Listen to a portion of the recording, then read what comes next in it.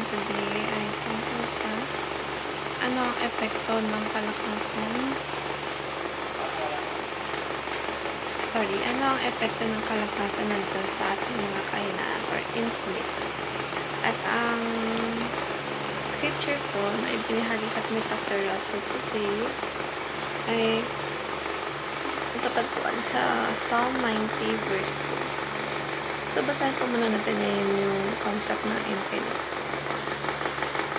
When we say that God is infinite, we mean that He is without limits in power, knowledge, presence, and being. Unlike us, God is not bound by time, space, weakness, or change. He is completely free from all constraints of creation. This truth should humble us and fill us with awe. The God we worship has no boundaries and is fully sufficient in Himself. So, dito po, binapaintindihan sa atin ng Panginoong Diyos.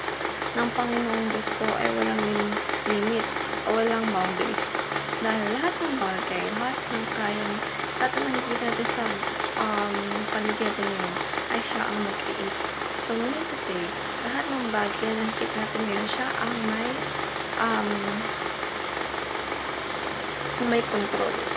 So, sino tayo para magsalita sa Panginoon at sino tayo para pangunahan siya sa lahat ng gusto niyang mangyari sa buhay natin o maging desisyon niya para sa buhay natin. So, the teachings here are God's knowledge is not limited by the unknown. God's power is not limited by anyone or anything, and God's presence is not limited by space and time. So, ang Panginoong Diyos po ay walang limit sa lahat ng bagay na maaari natin maisip.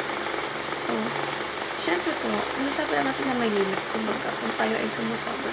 Diba lagi naman kasing gano'n? Pag tayo ay sumusobra sa isang bagay, di na nagkakalagi naman limitado na yung gano'n natin dahil tayo sumusobra tayo sa isang gawain. Pero ang Panginoon Diyos, bilang Diyos na wala po siyang limit sa lahat ng bagay. So, isipin nila natin kung gaano ka-powerful ang Panginoon Diyos sa buhay natin. Kaya pa sino tayo para manguna sa buhay. Siya rin naman ang gumawa nila. So, napaka-powerful ng Diyos na wala tayong karapatan kung wala tayong kahit anong karapatan para question lahat ng bagay na ginawa para sa buhay natin. And lastly, we have here the applications, which are the trust God's wisdom, trust God's power, and trust God's perfect timing. So, palagi natin sinasabi, ang Panginoon Diyos po ay wala siyang limit, lagi siya on time sa lahat ng bagay.